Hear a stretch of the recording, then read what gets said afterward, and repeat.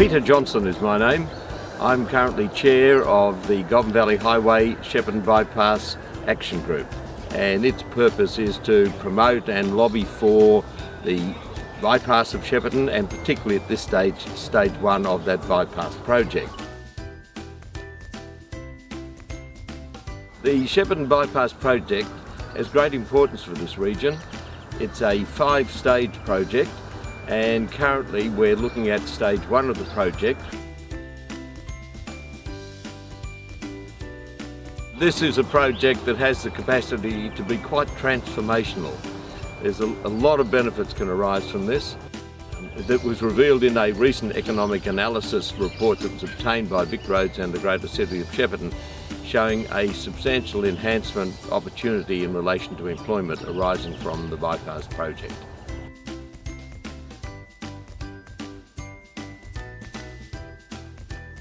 It means a lot for the project because as a result of this funding, the government and VicRoads are now moving to prepare the business case. It will enable the detailed costings to be finalised and the final design to be done. And that's a terribly important step because without that we don't progress anywhere.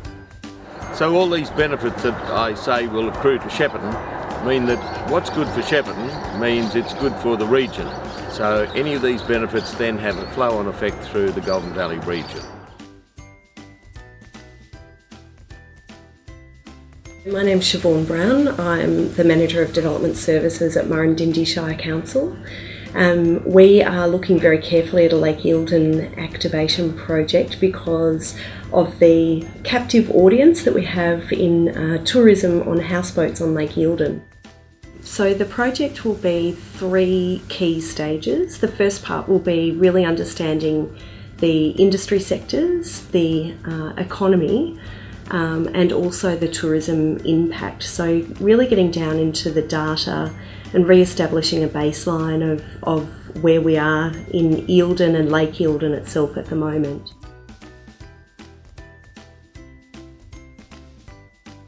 The successful completion of this project will mean increased employment opportunities, increased tourism visitation, and a strengthening in general of the tie between the houseboat industry and the tourism industry.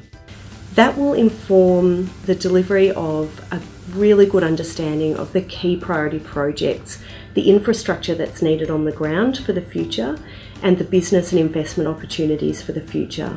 And I think that's what's really important about the project.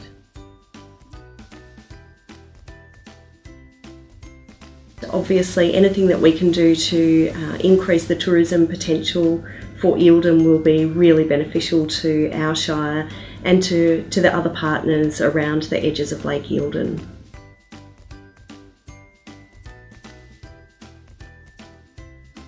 My name's Paul Briggs. I'm the president of the Rumballara Football Netball Club. The Rumballara Football Netball Club is one of the proponents of the Monaro Regional Centre of Excellence in partnership with University of Melbourne and the City of Greater Shepparton. The Monaro Regional Centre of Excellence was a really important piece of infrastructure that we've talked about for quite some time to support the engagement of Aboriginal people into the mainstream economies here in the Goulburn Murray region.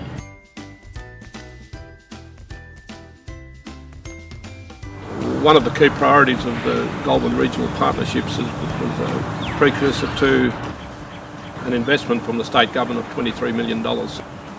It was really an exciting investment from the state government into the project.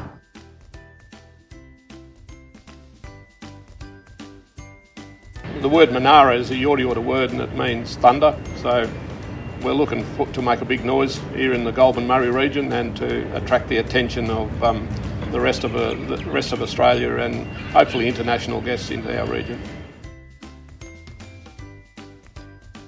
My name's Lisa McKenzie and I'm the Executive Officer of the Greater Shepparton Lighthouse Project.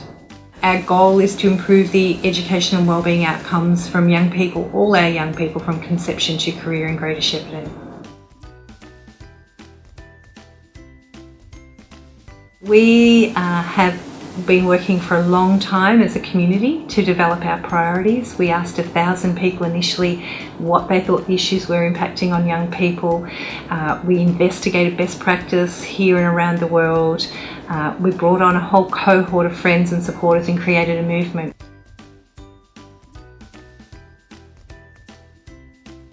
With those funds, we've been able to develop a suite of programs that are in direct response to what we've heard from the community.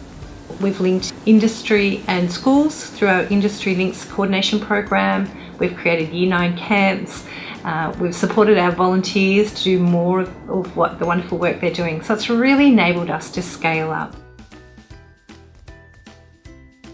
I'm Peter Weeks and I'm a community member of the Goulburn Digital Planning Advisory Group.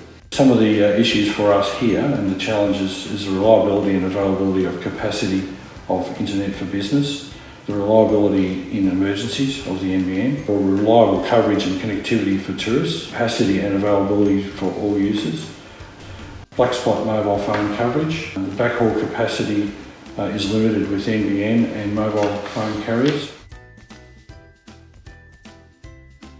I became involved mainly through my concerns out of the 2009 Victorian bushfires in relation to my involvement with emergency management. I've been involved with emergency management for over 40 years locally, and my involvement in emergency broadcasting. I hope that the Goulburn Digital Plan will provide better overall coverage, connectivity, capacity and reliability for business, tourism and the community at large. My name is Cynthia Lim and I originally came from Melbourne but now have been living in Seymour for almost 20 years. It was really great to have the Goulburn Regional Assembly in Seymour last year and to really put Seymour on the map, and we've loved the attention that this has been giving us.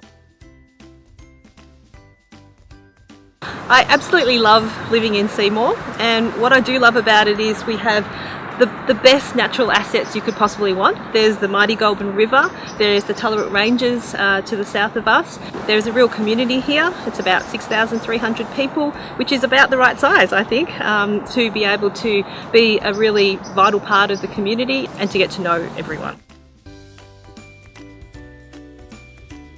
Seymour is a really exciting place, and I think it's only going to get more exciting as more efforts are put into the redevelopment and revitalisation of Seymour. I would invite everyone to actually come and spend some time here, because mostly from the tourism perspective, people are more than pleasantly surprised and want to continue to return to enjoy the natural beauty and all of the assets that we have in our wonderful town.